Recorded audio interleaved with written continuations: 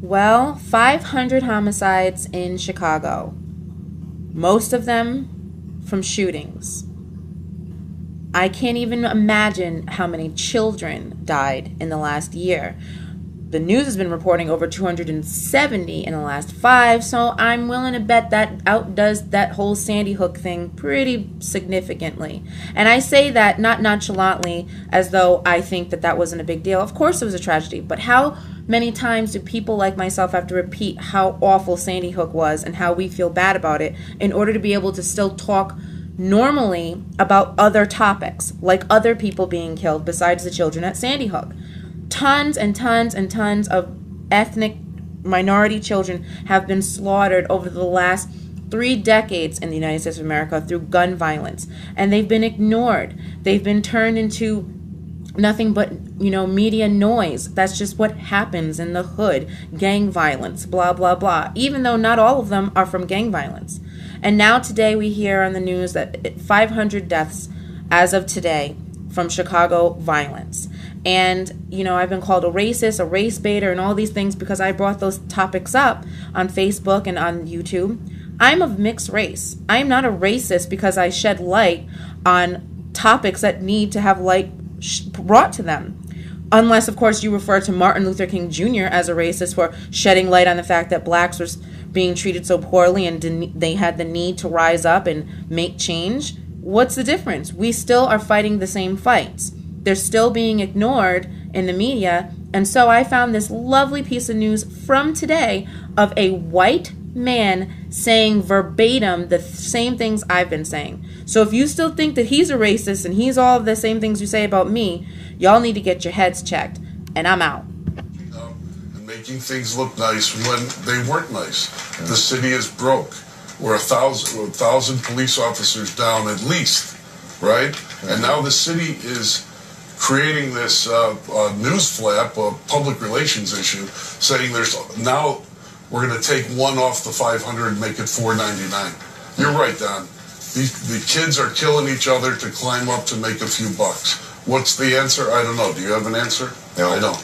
I know, but we should try. We should try to figure it out, John. We should try to figure it out, whatever it is. John, I like that you don't mince words. You promised to come back and we can talk more about this. This is an issue that's very close to my heart. I love being on with you. One last thing. Mm-hmm. We take a bit. We make the Sandy Hook, which was a tragedy, a big deal.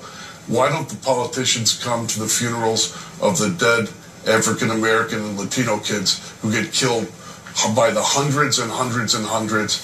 The media's ghettoized these children, these homicide victims, pushed them to the side. I'm not diminishing the others. I'm just saying President Obama show up at a funeral here in Chicago once in a while, too.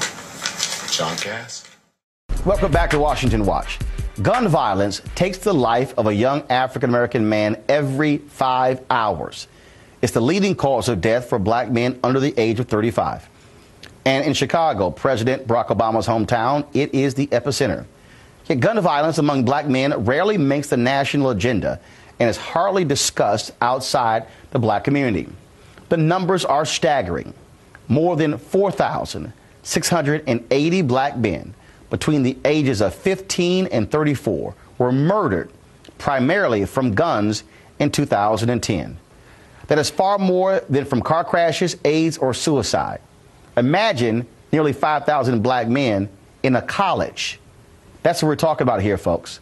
It's nearly twice the rate for white men the same age. Experts identify several reasons for the crisis: poverty, cheap guns, broken families, confused ideas about manhood. But the solutions, including more social services and more police, haven't stopped the bloodshed. Chicago is home to several violent street gangs. It is bracing for its deadliest year, with black men as the primary victims. The city has recorded more than 400 homicides through November, more per capita than Los Angeles and New York. But no Chicago youth is entirely safe. A University of Chicago study indicates that perhaps as many as 1 out of every 5 youths shot to death was a bystander who wasn't the shooter's intended target. There's a shooting here almost every day, says one Southside Chicago neighborhood activist. They feel, I think, that no one cares. The issue of black men and gun violence burst into the national conversation last week when Javon Belcher, a pro football linebacker for the Kansas City Chiefs, killed his girlfriend, shot her 9 times, and then killed himself in the team's parking lot. Can the attention paid to this story lead us to some answers on the tragic intersection of guns, young black men, and death? Joining me to examine the problem and talk about solutions, Dr. Steve Perry, host of Save My Son, shown right here on TV One, and Dr. Chuck Williams, director of the Center for the Prevention of School-Age Violence at Drexel University. Gentlemen, welcome to the show. Thanks for having me, bro. I've shot a gun once in my life. FBI Citizens Academy submachine gun. No interest whatsoever. I grew up in a neighborhood. I saw crack houses taken down by the DEA, by the Houston Police Department. Never felt the need to do it. Is part of this individuals who feel the need to have the weapon for protection, to build themselves up, and unfortunately it results in these tragic deaths? I mean, really, what is at play here in the psyche of black men and guns? The gun is a symptom of a greater problem. The problem is so many of our men don't feel like they belong to anybody. They don't feel loved. And the challenge for them is being connected to someone or something. When you have an entire community of people who feel like they don't belong to anybody, that they are abandoned or somehow stray, it's not that they don't care about the other person, they don't care about themselves. That's deep, and I agree with Dr. Steve Perry. I'm going to go back to something you said, which is a confused notion of manhood. I think that's also a part of it. You know, back in the day we were growing up, people had beefs, you know, we fought. A fair one and done, we used to say in Philly. You fight, whoever wins, wins, whoever loses, loses. You shake hands, you make up, and y'all cool for the rest of the day, semester, whatever.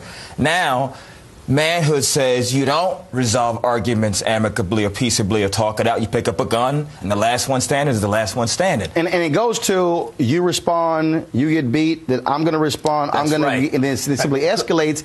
But again, how do we break through that? You know, I was watching the ESPN documentary on the player out of Chicago, Yes. Benji. I'm sorry, that last name is escaping me, and he actually ended up being killed not because he was being robbed, but because two other cats said, man, you ran into me, you didn't apologize, and then it escalated. It goes back to the fact in education in particular, when kids have something to look forward to, they begin to act like people who have something to do tomorrow. So they take today more preciously and treat it more preciously.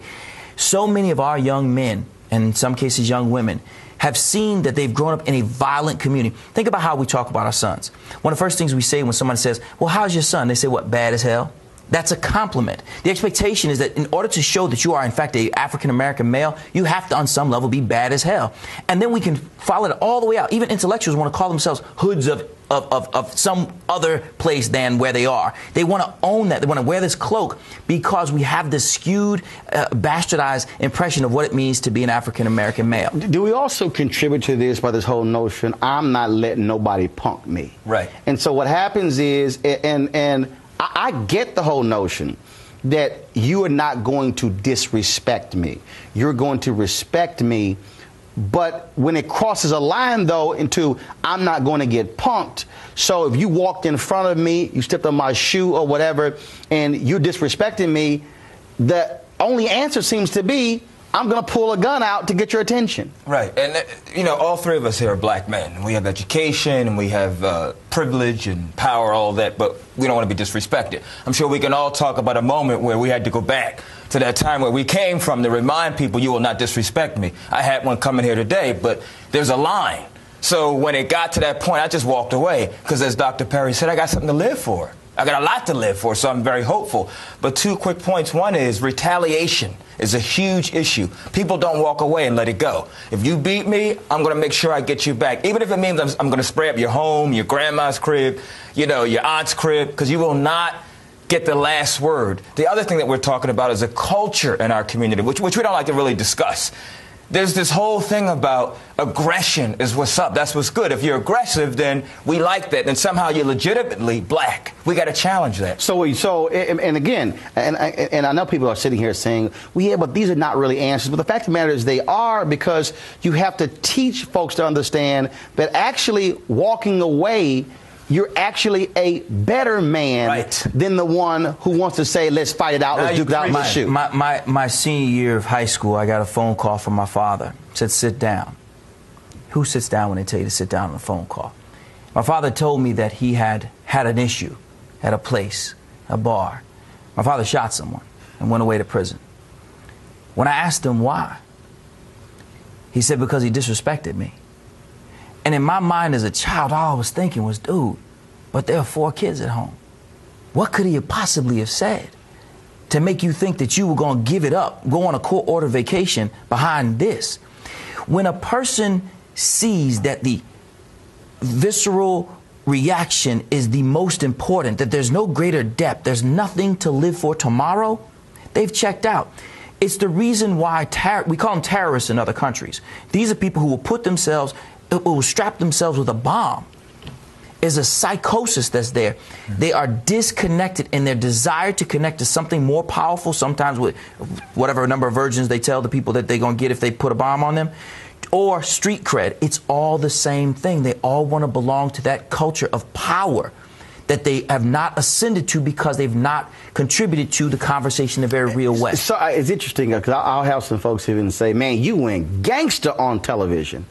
So to your point earlier, there's a part of this also is that the language that we are using also contributes to this because, yeah, I can say, yes, I might be a intellectual gangster or whatever you want to come up with. But when you begin to use certain language that really means criminal, imagine for the person who can't intellectualize and break down in an educated way what that statement means. And by the way, I have a similar story to Dr. Perry. My dad also went on vacation for the same thing, but it was 2 guys, and there's 4 of us as well. You went on vacation for the same time. Right. The culture. We're talking about a culture, and we know that history unfortunately repeats itself, but we're able to break that cycle. Thank God for that. Once again, we have to go back to this culture. One of the things we know, when you see one of our friends, I got 2 brothers, they got, sons, I got 6 nephews, the first thing they want to talk about is how tough they are. And I say to them, what message are you sending to, he's 18 months. Let him be as soft and as much of an infant as he wants to be. No, I want him to be no punk. At 18 months, does it matter? Is it that deep? But that's where it starts. We're training our little boys to be thugs. Look at how they dress, like Lil Wayne instead of like Roland Martin or Dr. Steve Perry. We got to stop that. Final comment. One of the things I think we need to realize is that there are kids on college campuses who took the PSAT, pre-calculus, and were on a swim team. And they go to college and they call themselves thugs. You wore a Speedo, homie. You can't be a thug. Be beautiful, be smart, be black. The fake Rick Ross. I understand. Gentlemen, great conversation. We certainly appreciate it. Thanks so much. We'll continue it. Thank you. Hold tight.